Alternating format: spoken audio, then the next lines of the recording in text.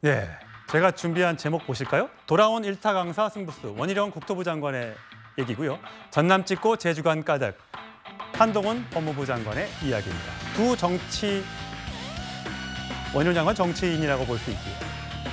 한동훈 장관은 아직까지 정치인은 아닙니다만 두 사람의 행보가 굉장히 관심을 갖고 있는 이유, 바로 이것 때문입니다. 목소리 듣고 오시겠습니다.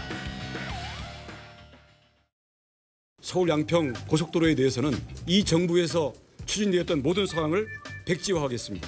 저는 장관직을 걸 뿐만 아니라 정치 생명을 걸겠습니다. 민주당이 제기한 현재 의혹들이 근거가 없고 무고임이 밝혀진다면 민주당 간판 내리십시오. 자, 이재명 대표 민주당 간판 걸고 붙읍시다.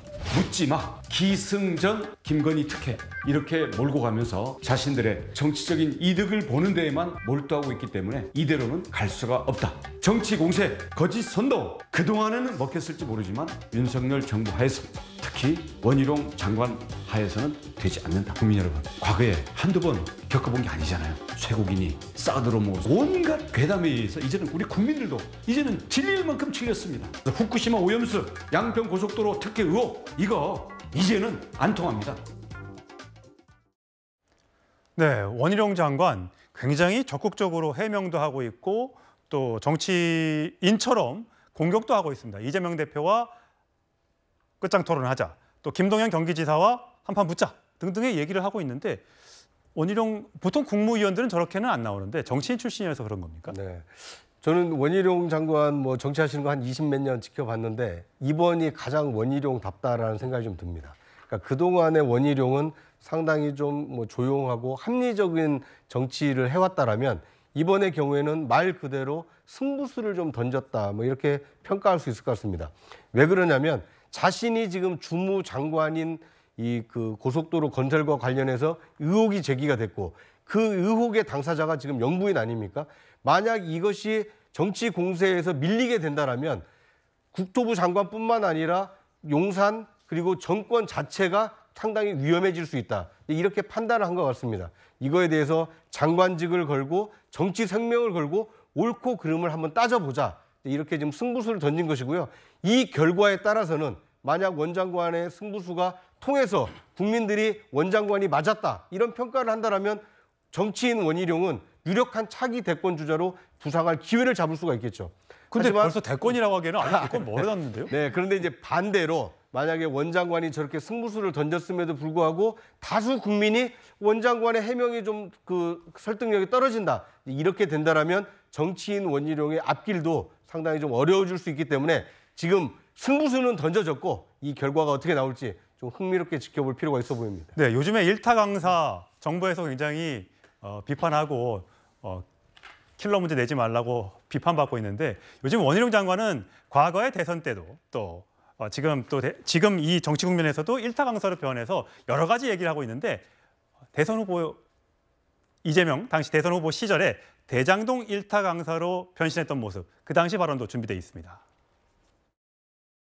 이재명이 답변할 때마다 실시간으로 팩트체크를 해서 명백한 거짓말이 나오면 바로 현장에서 현행범으로 바로 고발하게 될 겁니다. 현행범 체포로 이재명을 감옥으로 압송하는 그 역사의 현장에 옆집 쓰레기를 치우는 환경 정화 운동의 대드라마를 제가 앞장서겠습니다. 네, 굉장히 발언이 많이 셉니다. 어쨌든 원희룡 지사의 제가 프로필을 잠깐 준비해봤는데 3선 국회의원을 했었고요. 제주도지사를 2번 했고요. 뭐 이 밑에 있는 거는 학력고사 수석이고 사법시험 수석 합격 뭐 등등을 통해서 굉장히 유능한 정치인으로 한때 많이 불렸었습니다. 돌아와서는 국토부 장관 하고 있는데 이 발언의 수위가 굉장히 이제 강하다는 느낌을 갖게 됩니다. 예, 최근 그 양평 고속도로 백지화하겠다, 장관직 걸겠다, 정치 생명 걸겠다, 이재명 대표 한판 붙읍시다. 뭐 이렇게 하는 거는 상당히 의도됐다고 생각을 합니다. 왜 그렇게 생각하는가 하면 지금 본인께서는 삼선 국회의원의 제주지사 대선 후보까지 지내셨는데 모든 언론의 주목은 같은 국무위원 한동훈 장관한테 가 있으니까 이래서는 당내 입지를 굳히기 힘들다. 그래서 이번에 당내 강경 세력들에 대한 확실한 표를 좀 확보해야 되겠다라고 했고 그러면 당연히 당대표가 되고 그다음에 대권 후보까지 되겠다는 이런 생각을 했습니다. 예전에 박근혜 당 대표일 때 좀 척져가지고 상당히 고생하셨거든요. 그래서 그때 학습 효과가 있어요. 그래서 이번에 또 김건희 여사를 악마한다. 이렇게 김건희 여사를 내세워가지고 이 발언은 완전 용산에 대한 나 친위부대입니다. 호위무사입니다. 다음 저 계속 주목해 주십시오 하는 이런 의미라고 저는 생각합니다. 네, 좀 원희룡 장관 그 집무실 앞에는 화환들이 엄청나게 와 있습니다. 많은 사람들이 지지한다는 뜻에서 이렇게 화환을 보내고 있는데, 네, 장관님 힘내세요, 굳세어라 원희룡. 아마 이 화환들을 보면서 원희룡 장관이 어떤 생각을 가졌을지 궁금해지는데, 사실 야당에서는 원희룡 장관의 이런 여러 가지 강경 발언에 대해서 불만의 목소리, 또 우려의 목소리를 내고 있습니다. 그 목소리도 듣고 오시겠습니다. 원희룡 장관에게는 별 관심이 없습니다. 주요 인물도 아니고 천방지축 까불다 다치겠지요. 원희룡은 꼭두각시에 불과하다고 생각합니다. 근데 한동훈 장관은 뭐냐면 윤석열 대통령 태양. 거기에 이제 돋보기거든요. 그런데 제2의 한동훈은 종이에요. 태양이 돋보기를 총가면 종이는 타잖아요. 그래서 뭐든지 제2, 뭐 짝퉁, 모조 이런 거는 차체 발광이 안 돼요. 한동훈 지지자들의 일부가 원희룡 이렇게 가기 때문에 이거는 제가 보기엔 그늘의 그늘이고. 자, 원희룡 장관의 여러 가지 행보를 놓고는 다양한 시각들이 있는 게 사실입니다. 국민들의 평가는 어떤지 지켜보면 될 일이고요.